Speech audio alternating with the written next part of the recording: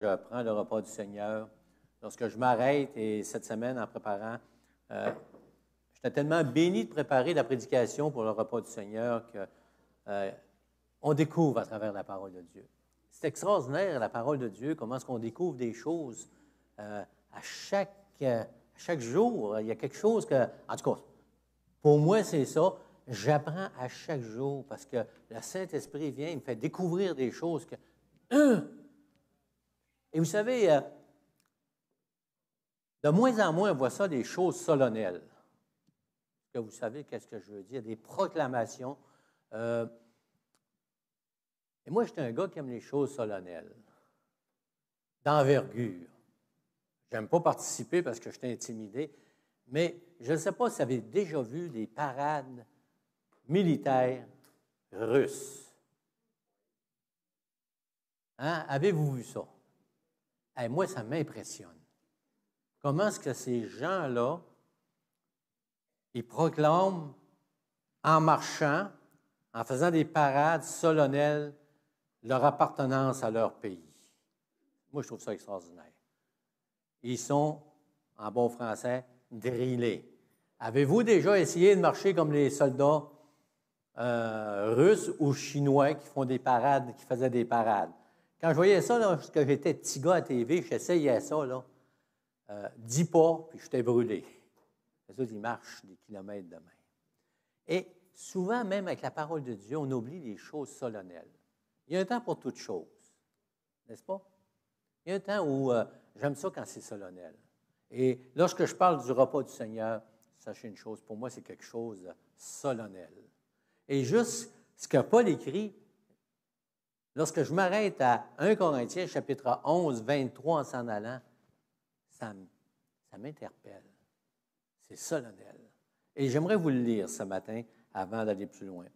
1 Corinthiens, chapitre 11, verset 23, on va aller jusqu'à la fin. « Car j'ai reçu du Seigneur ce que je vous ai enseigné, c'est que le Seigneur Jésus, dans la nuit où il fut livré, prit du pain, et après avoir rendu grâce, le rompit et dit, « Ceci est mon corps qui est rompu pour vous, faites ceci en mémoire de moi. » De même, après avoir soupé, il prit la coupe et dit, « Cette coupe est la nouvelle alliance en mon sang, faites ceci en mémoire de moi toutes les fois que vous en boirez. Car toutes les fois que vous mangez ce pain, que vous buvez cette coupe, vous annoncez la mort du Seigneur jusqu'à ce qu'il vienne. Car j'ai reçu du Seigneur ce que je vous ai enseigné, c'est que le Seigneur Jésus, dans la nuit où il fut livré, prit du pain, et après avoir rendu grâce, le rompit et dit, « Ceci est mon corps qui est rompu pour vous, faites ceci en mémoire de moi. » De même, après avoir soupé, il prit la coupe et dit, « Cette coupe est la nouvelle alliance en mon sang. Faites ceci en mémoire de moi toutes les fois que vous en boirez, car toutes les fois que vous mangez ce pain, que vous buvez cette coupe, vous annoncez la mort du Seigneur jusqu'à ce qu'il vienne. C'est pourquoi celui qui mangera le pain ou boira la coupe du Seigneur indignement sera coupable envers le corps et le sang du Seigneur. Que chacun donc s'éprouve soi-même et qu'ainsi il mange du pain et boive de la coupe, car celui qui mange et boit sans discerner le corps du Seigneur mange et boit un jugement contre lui-même. C'est pour cela qu'il y a parmi vous beaucoup d'infirmes et de malades et qu'un grand nombre sont morts. Si nous nous jugions nous-mêmes, nous ne serions pas jugés, mais quand nous sommes jugés, nous sommes châtiés par le Seigneur afin que nous ne soyons pas condamnés avec le monde. Ainsi, mes frères, lorsque vous vous réunissez pour le repas, attendez-vous les uns les autres. Si quelqu'un a faim, qu'il mange chez lui afin que vous ne vous réunissiez pas pour attirer un jugement sur vous. Je réglerai les autres choses quand je serai arrivé. Seigneur, on veut te rendre grâce encore pour ta parole ce matin. On veut te rendre grâce, Seigneur, de ce privilège qu'on a d'être ensemble, Seigneur, et de s'arrêter ce matin pour prendre ce repas, Seigneur, qu'on appelle le repas du Seigneur, la table du Seigneur, ainsi de suite, la Sainte Sainte, la communion. Et Seigneur, on veut te donner toute la gloire et tout l'honneur. Mais Seigneur, on prend ce repas ce matin, on prend cette table, Seigneur, dans un même cœur, dans un même esprit, pour glorifier ton nom, Seigneur Jésus.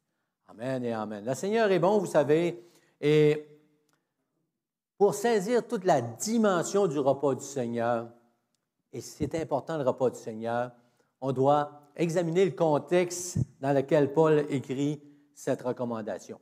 « Oh, pasteur, tu nous parles encore de contexte. » Et je vais toujours parler d'un contexte parce que la parole de Dieu est écrite dans un contexte bien précis, dans des situations bien précises. Et Paul, il s'adressait à l'Église de Corinthe qui vivait contraire à leur déclaration de foi. Et ce matin, je bénissais le Seigneur lorsque notre sœur a élevé la voix, puis elle disait, « Le Seigneur nous aime comme on est. » Avez-vous déjà réalisé toute la grandeur de ce qu'on a entendu ce matin? Le Seigneur nous aime comme on est, avec nos faiblesses, avec nos manquements. Mais une chose extraordinaire que le Seigneur veut faire, il veut nous transformer. Amen. Il veut qu'on aille encore un petit peu plus loin. On a tous des faiblesses et on a tous des manquements. Et lorsqu'on prend le repas du Seigneur, c'est solennel parce qu'il dit « Examinez-vous ». Je n'ai pas examiné personne. Et aujourd'hui, je vais employer le terme « je » et non « nous ». Parce que la première personne qui est visée, lorsque je prends le repas du Seigneur, c'est moi. Oh! Je. Ça fait bizarre parce que dans nos églises, on prêche que la philosophie du monde aujourd'hui, c'est le « je ». Donne-moi, donne-moi, donne-moi, je. On dit, on devrait toujours penser aux autres. Hein? C'est vrai, gloire au Seigneur. Mais lorsque je prends le repas du Seigneur, Paul, il dit, examine-toi, toi. Je m'examine. Amen. Et c'est important pour chacun de nous de comprendre toute cette dimension. Et lorsque Paul écrit à l'Église de Corinthe, avez-vous remarqué que c'est une des seules places qui parle vraiment du repas du Seigneur dans toute sa dimension lorsque Paul s'adresse à l'Église de Corinthe? Il y avait une raison à ça. C'est que le repas du Seigneur était devenu une banalité. Et souvent, sans s'en rendre compte, on prend le repas du Seigneur comme une banalité. Le premier du mois, on prend le repas du Seigneur, on prépare nos cœurs durant la louange, l'adoration, on prend la petite coupe, on s'attend les uns les autres, on prend le pain et ça finit là, puis on sort tout joyeux, on a pris le repas du Seigneur, puis on ne sait pas qu'est-ce qu'on... On a oublié l'importance. Je ne dirais pas qu'on ne sait pas qu'est-ce qu'on a fait, mais on l'a fait machinalement, par habitude, et ainsi de suite. Je ne sais pas si ça vous arrive, mais ça m'arrive. Hein? Et je me souviens, lorsque j'ai accepté le Seigneur, la première fois que j'ai vu le repas du Seigneur se prendre dans l'Église, une chance, mon épouse m'avait averti. Ils vont passer la coupe, puis ils vont passer le pain. Prends pas ta coupe tout de suite, là, puis attends. Attends les instructions, là, parce qu'on ne prend pas ça comme n'importe quoi, là. Hein? Attends. On va tout faire ça ensemble. OK. Je ne comprenais pas, j'ai compris par après. Parce que notre pasteur, il avait mis l'emphase sur l'importance que lorsqu'on prend le repas du Seigneur, c'est quelque chose de grand, d'extraordinaire. Et Paul écrit à cette Église qui est tout croche.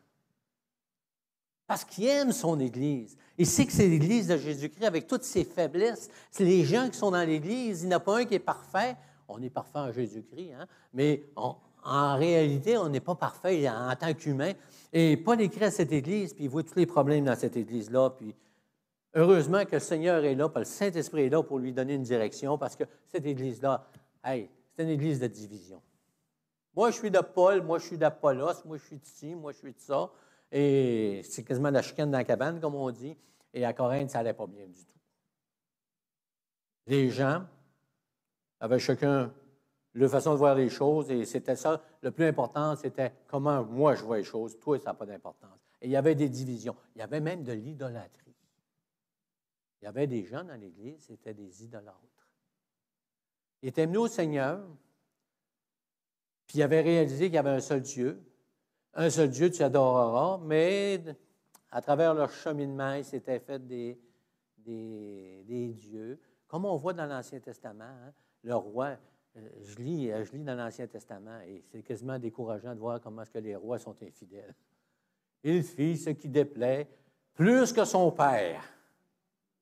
Tout à coup, il en sort un de temps en temps, il fit ce qui est droit aux yeux de l'Éternel, mais il avait oublié encore des choses. Mais à l'Église à Corinthe, c'est une église d'idolâtrie, c'est une église où il y avait beaucoup de murmures, il y avait un manque de respect les uns envers les autres, même il y avait des problèmes dans leur sexualité, ils ne comprenaient pas toute la dimension de la sexualité à travers le mariage et ainsi de suite. Puis vous pouvez en mettre, lisez-les, les Corinthiens, vous allez dire, il n'y avait pas d'amour lorsqu'ils pratiquaient les dons spirituels et ainsi de suite. Et l'apôtre Paul arrive, puis il intervient, puis il leur parle du repas du Seigneur. Parce que Paul, il veut que les chrétiens s'éprouvent. Il dit au verset 28 que chacun donc s'éprouve soi-même et qu'ainsi il mange du pain et boit de la coupe.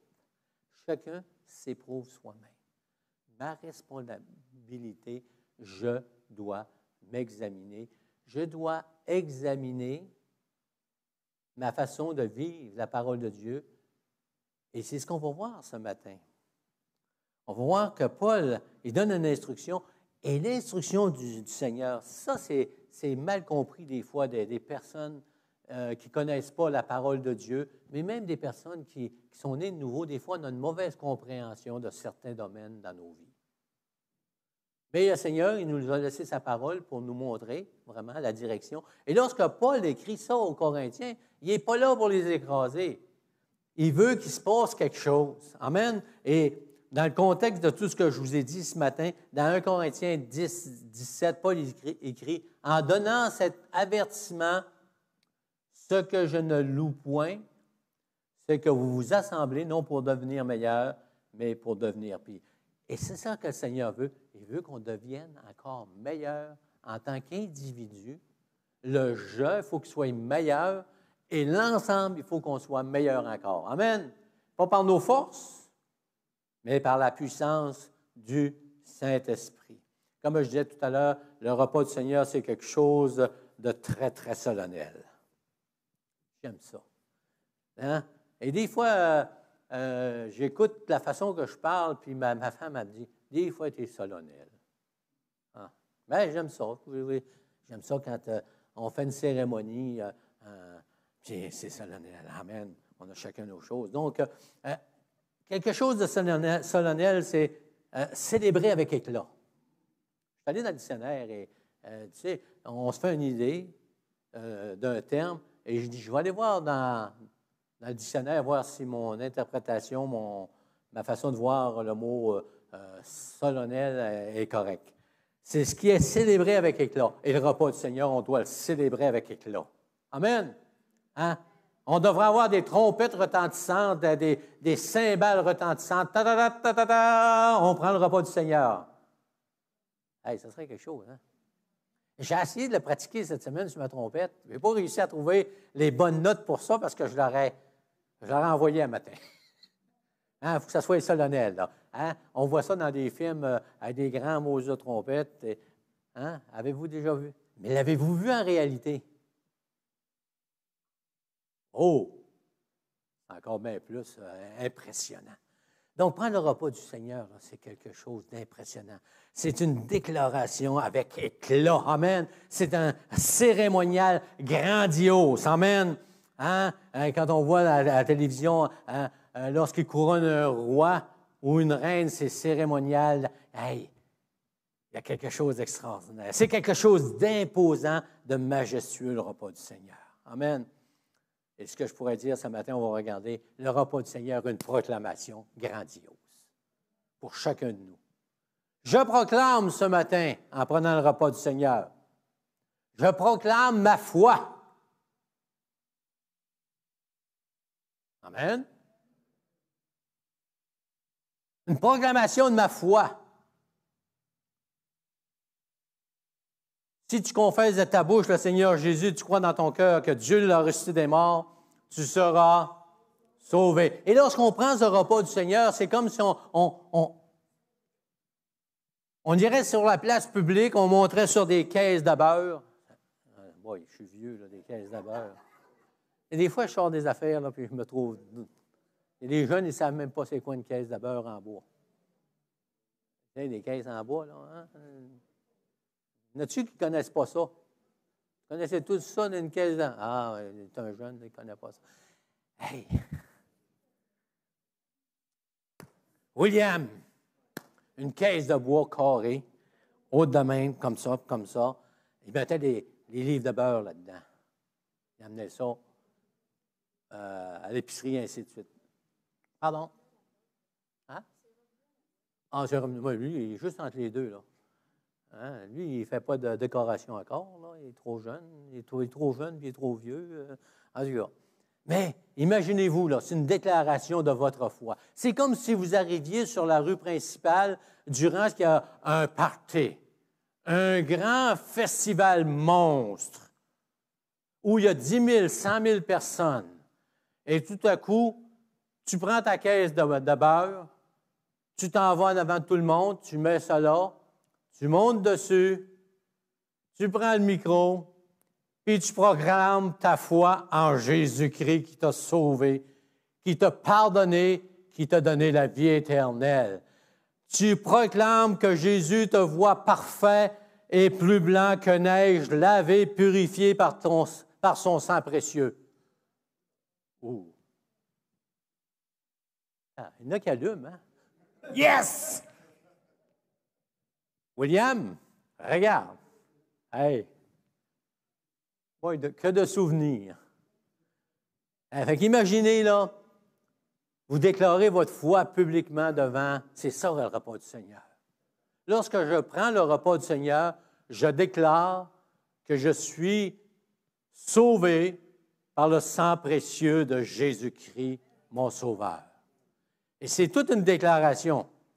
Imaginez, les Corinthiens, lorsqu'ils faisaient ça, s'ils le faisaient avec, vous allez voir la suite de ma prédication, s'ils faisaient cette déclaration, il y avait des conséquences à leur déclaration. Avez-vous déjà vu quelqu'un qui évangélisait monter sur une caisse de beurre? Moi, je vais en vacances normalement sur le bord de la mer à Old Archer. Durant la construction, il y a du monde. Et il y a un monsieur qui arrive tout le temps avec sa petite brouette.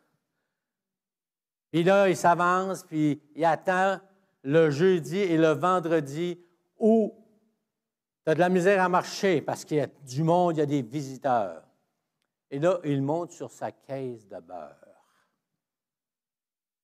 Il annonce le salut en Jésus.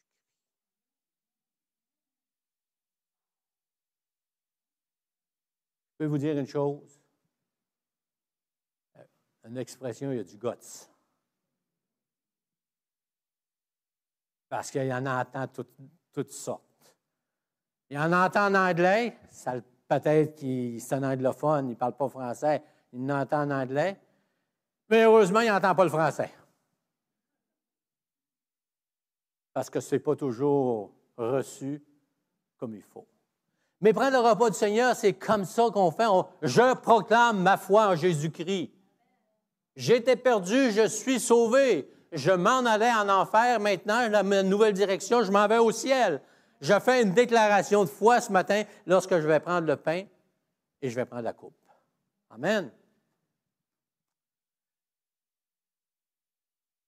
Oh, que la parole de Dieu est remplie de sagesse, est remplie de grâce, est remplie d'amour. Amen. Ce matin, je déclare, non pas seulement que je crois, mais je veux marcher le plus possible dans cette foi en Jésus-Christ. C'est une déclaration que j'essaie de tout mon possible, avec mes capacités, avec mes manquements, de marcher dans ce que je déclare. Autrement dit, je déclare que je veux mettre la parole de Dieu en pratique selon la foi que je retrouve dans ma déclaration, mais selon les principes de la parole de Dieu. Amen. Est-ce que je vais avoir des manquements en m'en allant? Oui. Mais je vais aller encore plus loin que mes manquements. Je veux faire tout mon possible pour marcher dans cette foi et, comme disait l'apôtre Paul aux Thessaloniciens, marcher de progrès en progrès. Amen. Et je déclare ce matin que mon désir est de marcher dans ma foi en Jésus-Christ, dans tous ses principes et d'aller de progrès en progrès. Hey, c'est toutes des déclarations. C'est quelque chose de solennel ce matin. Toujours sur ma caisse de beurre. Oubliez pas votre caisse de beurre, vous êtes dessus. Et tout le monde vous regarde. Et ils s'attendent. Qu'est-ce qu'il va dire? Et le monsieur qui monte sur sa caisse de beurre quand j'étais en vacances, il commence, c'est crampé le monde alentour de lui. Moi, je ne sais pas ce qu'il dit, je ne comprends pas l'anglais. Mais je sais qu'il parle du salut par grâce. Et là, il commence. Et là, ça rit. Mais à un moment donné, ça arrête de rire, puis il y en a certains qui écoutent. Il parle longtemps. Et quand il a fini, il y a des gens qui vont le voir. Il y a des gens qui continuent à rire, mais il y a des gens qui vont le voir parce qu'il a déclaré publiquement c'est quoi la foi en Jésus-Christ. Et nous autres, on déclare ce matin, je déclare ce matin que mon désir est de marcher de progrès en progrès dans la parole de Dieu. C'est une déclaration que je veux marcher dans ce mouvement du Saint-Esprit, ce mouvement de sanctification, ou parce que je crois en Jésus-Christ comme mon sauveur personnel, je marche dans cette dimension allant de progrès en progrès, de sanctification en sanctification, en étant mis à part pour ma foi en Jésus-Christ. Parole de Dieu en pratique. Ce matin, je vous déclare que j'aime Christ. J'aime Jésus. Amen. Hein? Et je veux vivre Matthieu 22, 37. Tu aimeras le Seigneur ton Dieu de tout ton cœur, de toute ton âme et de toute ta pensée. Et je vous déclare ça ce matin. J'aime le Seigneur Jésus-Christ. Sur ma caisse de bois. Vous l'essayerez cet après-midi. Il y a du monde à Québec, ça a l'air de c'est ainsi, je ne suis pas allé, là. Hey, si vous allez à quelque part et il y a bien du monde, montez sur votre caisse de bois et dites que vous aimez Jésus-Christ.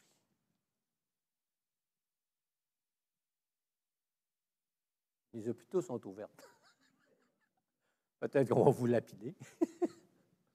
Non, pas tant que ça. Alléluia. J'aime le Seigneur Jésus-Christ. Amen. C'est quelque chose à le dire. Hein? On dit qu'on est né de nouveau, mais j'aime Jésus-Christ. Alléluia. Mon sauveur. Tu aimeras le Seigneur ton Dieu de tout ton cœur, de toute ton âme et de toute ta pensée. Je déclare ce matin que je désire avoir mes pensées captives en Jésus-Christ. Peu importe ce que je vis, peu importe ce qui m'arrive, je veux avoir mes pensées captives en Jésus-Christ. Et vous savez, ce n'est pas toujours facile lorsqu'il nous arrive un coup dur de garder ses pensées en Jésus-Christ. Mais quand on le fait, alléluia, quelle bénédiction. Amen. Ce matin, je proclame que je veux obéir à la parole de Dieu. Amen. Je veux de tout mon cœur obéir à la parole de Dieu avec tout ce que ça comporte. Parce que l'obéissance, ça coûte quelque chose. Mais ça rapporte beaucoup plus que ça coûte. Alléluia. Combien l'obéissance au Seigneur enlève de frustration dans ma vie? Combien l'obéissance au Seigneur transforme ma vie? Et Paul écrivait, « Car j'ai reçu du Seigneur ce que je vous ai enseigné. » Paul obéissait au Seigneur, il dit, aux Galates, il dit, je me prêche, comment est-ce qu'il disait ça dans Galates? Il prêchait Christ, non pas, il ne prêchait pas sa propre chose, avec tout ce que ça comporte. Il dit, « Car j'ai reçu du Seigneur ce que je vous ai enseigné. » Et Paul, quand Paul enseignait la parole de Dieu dans les églises où il passait, lisez les écrits de Paul et vous allez voir que Paul n'était pas tellement populaire. À nous autres, on se fait des images. Je ne sais pas si vous êtes comme moi, hein? Des fois, on se fait des images, on lit. Moi, je lis la parole de Dieu des fois, puis je suis parti. J'ai plein d'imagination dans ma tête. Ah, Jésus, il devait marcher comme ça, il devait se tenir de main. Hey, Paul, il devait prêcher, là. Bang! Hein? On se fait des idées, là. Hein? Puis Paul, il dit, des fois, je n'étais pas trop hardi. Là. Je manquais. Et il dit, par contre, Paul, il dit, hey, il a reçu l'ordre d'enseigner et il le fait. C'est que le Seigneur, dans les nuits, fut livré, prit du pain et après avoir rendu grâce, l'a compris. Il dit, faites ceci ceci est mon corps qui est rompu pour vous. Faites ceci en mémoire de moi. L'obéissance, amen. Il dit dans Jacques, il dit, mettez en pratique la parole et ne vous bornez pas à l'écouter en vous trompant vous-même par de faux raisonnements. Puis Matthieu 7, 21, c'est le Seigneur, il dit, ceux qui me disent Seigneur, Seigneur n'entreront pas tous dans le royaume des cieux, mais celui seul qui fait la volonté de mon Père qui est dans les cieux. Donc ce matin, je proclame que je veux obéir à la parole de Dieu, même si ça me dérange. Même s'il y a des choses que je ne comprends pas dans la parole de Dieu, si Dieu me dit « fais ça », je le fais. Est-ce que ça vous est arrivé dans vos vies personnelles, à vous de répondre, de lire quelque chose et de dire « oh, il ne faudrait pas que le Seigneur me demande ça ». C'était pour un individu en particulier, c'est vrai. Et tout à coup, des années d'après, le Seigneur, par son Saint-Esprit, il vient de donner une conviction que cette parole-là s'applique à ta personne maintenant. Et tu dois obéir. Et tu ne sais pas où ça va t'amener. Mais Dieu te demande, obéis. Et là, tu obéis. Et c'est une déclaration ce matin que je fais, que je vais obéir au Seigneur de tout mon cœur. Amen. Même si je ne comprends pas ce qu'il me demande. Il dit, fais-le, je le fais. Amen. Hey, devant le Seigneur, on est comme des enfants. Tu dis à ton jeune, hey, papa, il dit, fais pas ça. Il ne comprend pas pourquoi.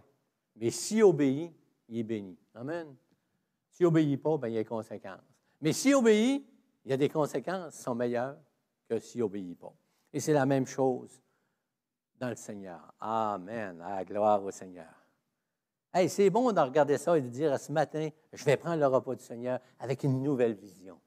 Hein, la vision que je proclame ma foi, je déclare avec de tout mon cœur, je veux faire, obéir à la parole de Dieu. Je veux déclarer une chose qui est difficile que Paul écrit pas juste aux Corinthiens, il écrit à toutes les églises que Paul a fondées. Paul écrit quelque chose qui est en rapport avec toutes les églises. Il dit, « Hey, ce matin, lorsque tu prends le repas du Seigneur, je proclame que je veux l'unité avec mes frères et mes sœurs. » Je proclame que je veux devant Dieu l'unité avec tous mes frères et mes sœurs, mais pas lui. Il me dérange. Non. Paul est un rassembleur. Paul est le pasteur qui veut rassembler ses enfants. Rassembler, je dis ses enfants, parce que c'est lui qui a fondé les églises sous la direction du Saint-Esprit dans des villes différentes. Et Paul, ce qu'il désire, plus que tout au monde, c'est que la parole de Dieu, la prière de Jésus se réalise lorsque Jésus, comme on a parlé la semaine passée ou dans là 2 semaines, hein, comme le Père est un, qu'il soit un. Et pour être un, pour que Paul écrit ça, c'est parce qu'il connaît la nature humaine de l'homme. Et il sait que les gens dans l'Église, il n'y en a pas un qui est capable, par ses propres moyens, de garder l'unité avec des frères et des sœurs, parce qu'il arrive toujours une plaque. Il y a toujours quelqu'un qui nous fait un faux pas à un moment donné et qu'on est déçu, on est frustré, on est enragé, j'y parle plus en un temps. Et ce matin, je déclare que je vais tout faire à mon possible pour que l'unité m'accompagne dans l'Église de Jésus-Christ. Et lorsque Paul prend le repas du Seigneur, il est en train d'écrire à cette Église qu'il n'avait plus d'unité. Quelqu'un ouvrait la bouche avec les dons spirituels, avec une parole de connaissance, avec une prière, avec une parole de foi, une parole de sagesse. Et aussitôt qu'il commençait à ouvrir la bouche, plusieurs frères et sœurs commençaient à juger parce qu'ils connaissaient la voix. La même parole aurait été apportée par quelqu'un qui ne connaissait pas. Et vous savez qu'est-ce que les frères auraient fait? Enfin, un matin, on a une parole là! Et le frère a ramené la même parole, ou la sœur, encore lui, hein, on sait bien. Il va-tu finir? On dirait que ça m'est déjà arrivé. Eh oui, ça m'est déjà arrivé. Ça nous est tous arrivé. On a tous perdu la bénédiction. Quand j'ai pensé de même, j'ai perdu la bénédiction. Et vous savez, Paul écrit, 1 Corinthiens 12, 27, vous êtes le corps de Christ. Hey! Vous êtes le corps de Christ, chacun pour sa part. Alléluia. On a tous des dons différents. Dans Romains, dans Corinthiens, on a des talents différents, on a des dons différents. Alléluia. Je ne sais pas si vous avez écouté le hockey. Quand on jouait au hockey, il y avait 3 amants, 2 défenses et un gardien.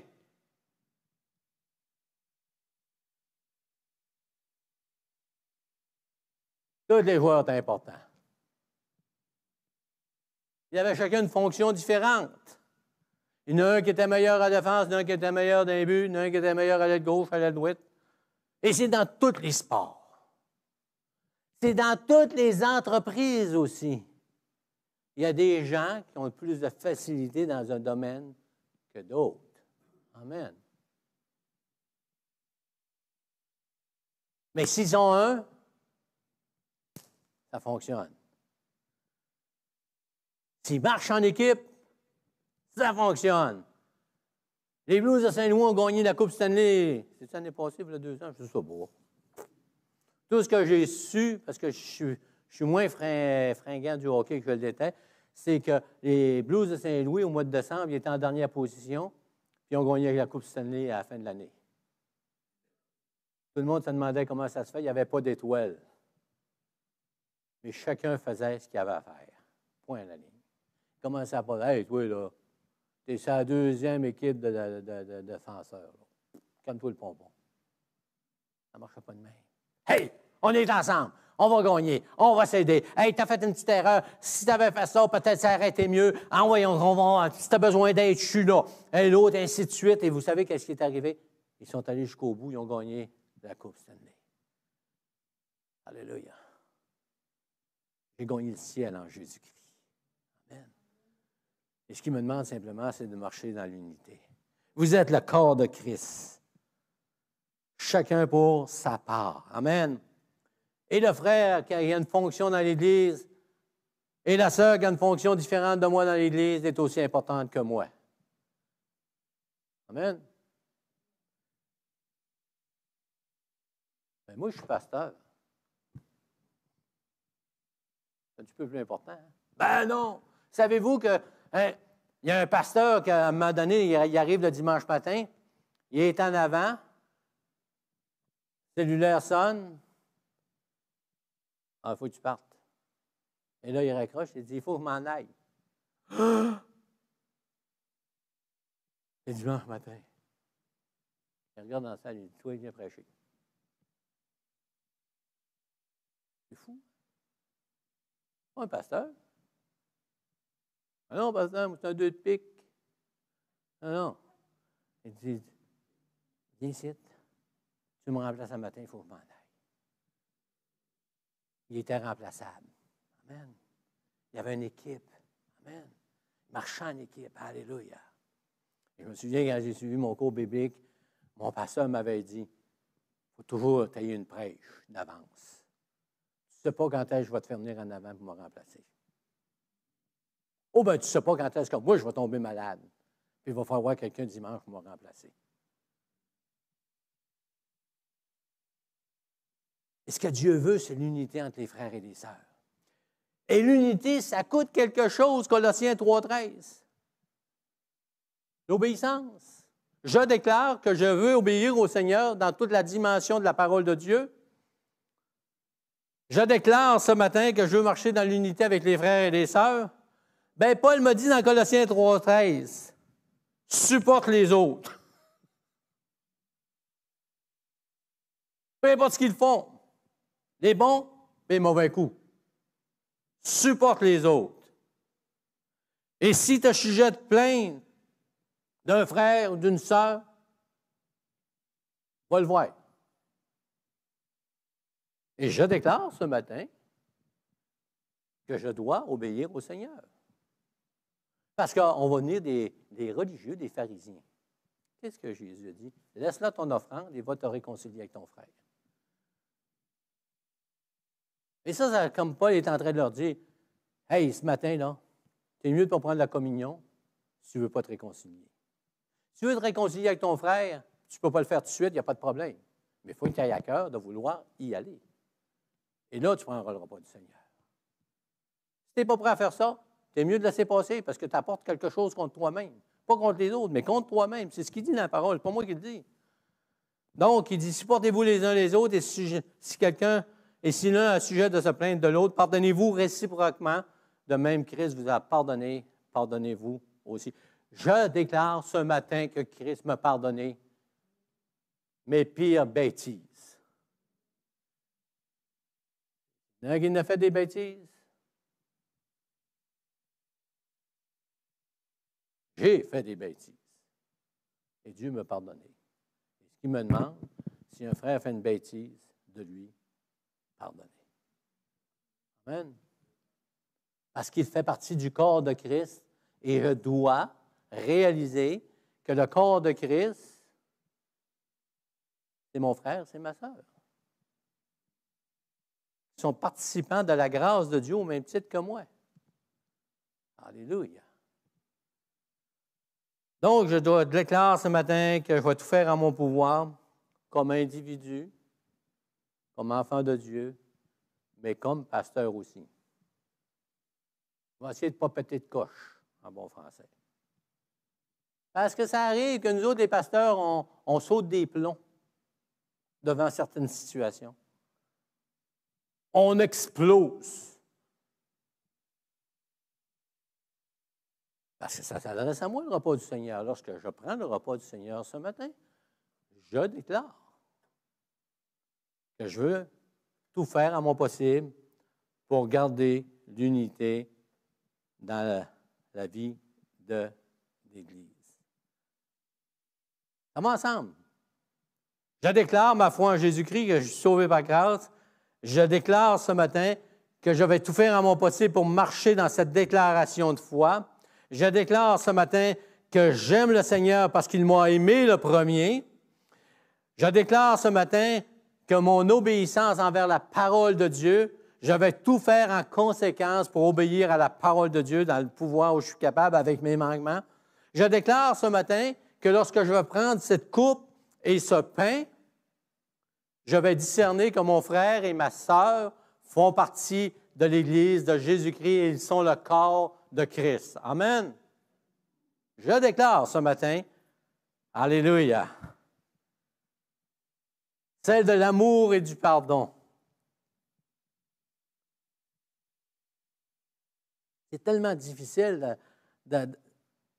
cette dimension qu'on voit dans les Écritures, ça semble tellement difficile de rencontrer ces normes d'amour et de pardon. Ça veut dire simplement, lorsque je prends le repas du Seigneur, réconciliation. Être capable d'aimer, être capable de pardonner. Je dois tout faire en mon pouvoir, et si je ne suis pas capable, oh ouais.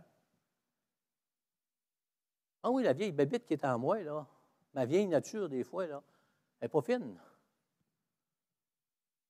Ma vieille nature, des fois, elle est contraire à la parole de Dieu, plus souvent qu'à son tour.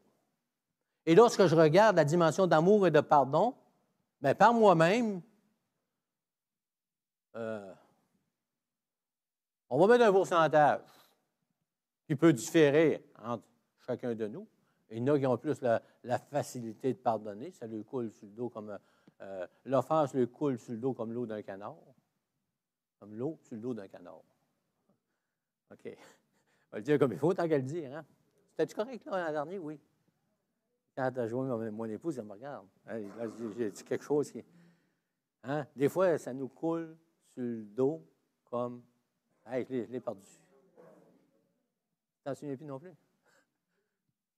Comme l'eau coule sur le dos d'un canard. Bon, un chasseur, tu aurais dû me le dire. Tu connais ça, toi, la chasse, non? Ah, tu es un pêcheur. Ah, la truite, OK. Elle est dans l'eau aussi. Mais je déclare ce matin que je dois être habité par l'amour et le pardon. Et lorsque je vois dans la parole de Dieu, je vois des hommes et des femmes qui sont comme moi, qui sont comme toi, qu'à un moment donné, on a de la misère. Tu sais, je veux dire, comme j'ai dit à quelqu'un un jour, le coup de foudre, il passe. Tu rentres dans l'église, c'est un coup de foudre. Ils sont tous fins, puis ils sont tous beaux. Tout à coup, le feu s'éteint tranquillement. Hein? Et là, c'est vrai. Là, à ce moment-là, c'est le vrai amour, le vrai pardon qui s'installe par la puissance du Saint-Esprit. Alléluia. Tout est basé sur la parole de Dieu et sur son Saint-Esprit, parce que le Saint-Esprit, c'est lui que Jésus nous a envoyé pour nous, aujourd'hui, afin de marcher à la stature parfaite de Jésus-Christ, en allant de progrès en progrès, poussé par le Saint-Esprit qui habite en nous, le Saint-Esprit qui vient faire une œuvre, où là, on n'est plus capable de faire l'œuvre parce qu'on n'a pas la capacité. Et on voit ça dès le départ dans Matthieu. Il dit, les disciples, les gens se posaient des questions. Il dit, voici le second qui lui est semblable. Il demandait le plus grand commandement. Il avait dit, tu aimeras le Seigneur ton Dieu de tout ton cœur, de toute ton âme et de toute ta pensée, comme on a vu tout à l'heure. Il dit, voici le second qui lui est semblable. Tu aimeras ton prochain comme toi-même. Dans Éphésiens 4,32, il dit, soyez bons les uns envers les autres, compatissants, vous pardonnant réciproquement, comme Dieu vous a pardonné en Christ. Hey, avez-vous remarqué comme des fois, c'est dur d'être compatissant?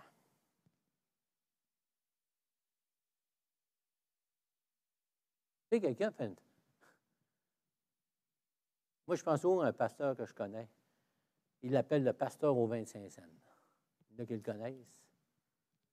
Il a toujours dans ses poches un paquet de monnaie. Il travaille avec les...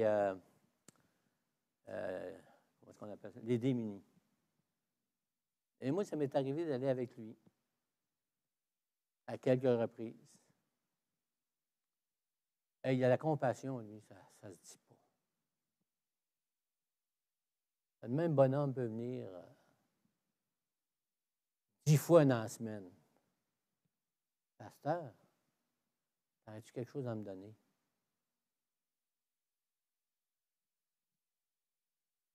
Seigneur te bénisse. Il revient. Des fois, c'est même pas le lendemain, c'est la même journée. Hey, pasteur, as-tu quelque chose à me donner? Seigneur te bénisse.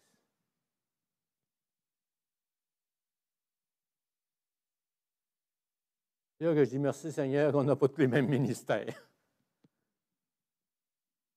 Parce que je manque de compassion des fois. Réveille-toi, moi je dirais, réveille-toi, là. Ça fait 4 fois que tu viens faire quelque chose, prends ta vie en main. Ça ne vous arrive pas, vous autres. Hein?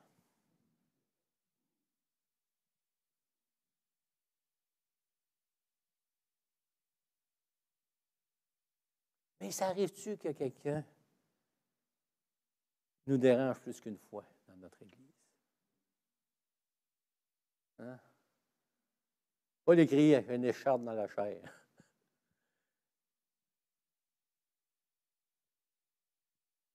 J'ai un ami qui m'appelle de temps en temps et il me dit, pasteur, quand j'étais dans ton église, j'étais ton écharpe. Il dit, n'as-tu une à Pont-Rouge? Ça me fait rire.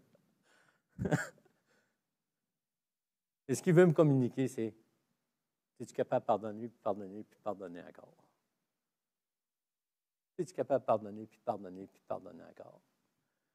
Et je déclare ce matin que je veux pardonner, puis pardonner, puis pardonner, puis pardonner encore, mais que j'ai besoin de l'aide du Saint-Esprit. Amen. Que humainement, on n'est pas capable. Je ne suis pas capable dans certaines situations, et vous n'êtes pas capable dans certaines situations de pardonner. Mais j'ai une bonne nouvelle. Si votre cœur désire le faire et vous n'êtes pas capable, vous avez quelqu'un qui va vous donner du boost. Le Saint-Esprit qui va vous donner la capacité de pardonner comme Jésus a dit. Hein, pardonne 700 fois à ton frère. 490 fois. Comment ça se fait que je fais ça par cœur? C'est arrivé, quelqu'un m'a tapé ses nerfs. Excusez-moi, là, mais il a fallu que je pardonne, puis je pardonne, puis je pardonne, puis je pardonne. Hein? Matthieu 18, 21 et 22. Alors Pierre s'approcha de lui. Et Pierre, il avait des problèmes, probablement, avec son caractère virulent, si on pourrait dire. Seigneur, combien de fois pardonnerai-je à mon frère lorsqu'il péchera contre moi? Et là, il est probablement que, encore, c'est mon imagination, là, je vois Pierre encore, là. Et Pierre, il devait être de même. Dans sa tête, ça devait dire, je vais mettre ça fois, fait que le Seigneur va peut-être dire 2 fois, là, mais moi, je vais mettre ça fois. Je vais mettre le chiffre en haut. Je vais mettre ça assez haut, là. Fait que, il ne faut pas dire 8 fois, là. 7 fois, c'est déjà pas mal. Mais non. 70 fois, 7 fois. Hey, avez-vous pour la même offense? Oh! La même chose. Hein? Pas une chose. Ah là, il fait quelque chose, puis une semaine après, il fait d'autres choses, puis l'autre semaine après, il fait d'autres choses. C'est jamais la même chose. Il me semble que c'est plus facile de pardonner dans ce temps-là. Hein? Mais là, il dit 490 fois minimum pour la même offense. Es-tu quelqu'un qui est capable? Ben, s'il y a quelqu'un qui est capable, moi, je ne suis pas capable. Mais avec le Saint-Esprit, il me donne la force de le faire.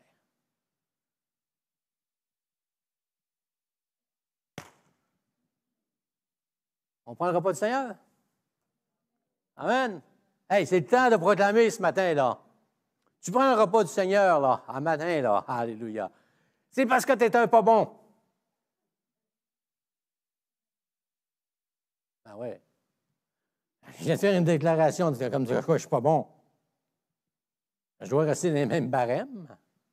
Hein? Mais je déclare que j'ai mis ma foi en Jésus-Christ qui est mort pour mes péchés, qui m'a lavé parfaitement sur la croix du Calvaire, que ce n'est pas par mes œuvres, ce n'est pas parce que je suis parfait, c'est tout le contraire.